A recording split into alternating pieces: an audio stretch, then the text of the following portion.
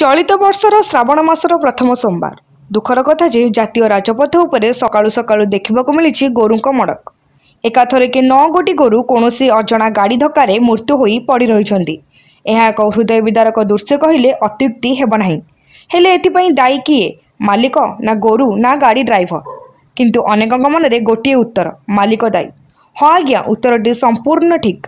गोरु पोषुवा मालिक बलद पिठी प्रहार पर प्रहार करी हल करी चाष करी वर्ष सारा बंचुची। गाईर क्षीर को बिकुची और खाऊची, सेमानक गोबर द्वारा मध्य उपकृत हेउची। हेले निजे घरे रहुची, हेले गोरु माने सोउचंती राजरास्ता उपरे। सतरे एही दृश्य देखिला बेलकु लागुची हजि जाइछि गोरु मालिकर मानविकता। यह देखा मिली कंधमाल जिला फुलबाणी ठारू बौद्ध जिला को संजोग करिथिबा 157 नंबर जातीय राजपथ खादीकुटी ग्राम रे। एही ग्रामवासी कहवा कथा जे जो माने गोरु पोषुचंती निज दायित्व रे रखु नाहांती, निज सोउचंती घरे और गोरु सोउचंती रास्ता उपरे। अन्य पक्षरे एठारे रास्ता गड़ाणिया अछि। रास्तार उभय पार्श्वरे घर गुड़िक रहिछि। एहाकु मिसाई एठारे 2 थर गोरु उपरे दुर्घटना घटिलाणी। केतेबेले भी मनीष मध्य एभली हेब नाही बोली कहि हेब नाही। तेणु जिला प्रशासन को अनुरोध करुछु एही रास्ता उपरे होम्स निर्माण करा जाऊ बोली दाबी करिसंती। केंदी एक्सीडेंट हला?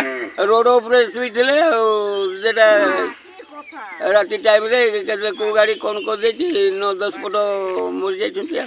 अच्छा अच्छा, हेले कोन कहबा को चाहछन्ती आपण माने?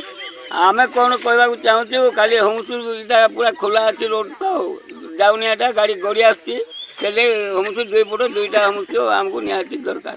केतरा होम्स करिया को कहछन्ती?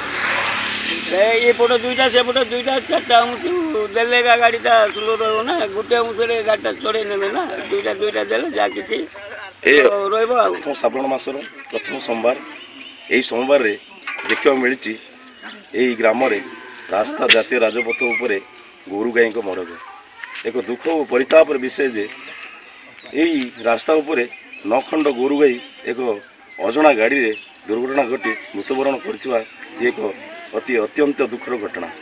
हेले कहबा कथा जे ये रास्ता होची एक सीधा एवं गड़ाणी आइतबा जोगु उभय पार्श्व 2टी बस्ती अच्छी। जे आगामी दिन में केतेबेले को मुहूर्त भी लोक मैंने एपट सेपट यातायात करता बेले गोरु गाई जमती दुर्घटना घटला, मनीष को दुर्घटना घटी पारे। कंधमाल जिला तीर्थक्षेत्र लाइव बैद्यनाथ बेहरा रिपोर्ट।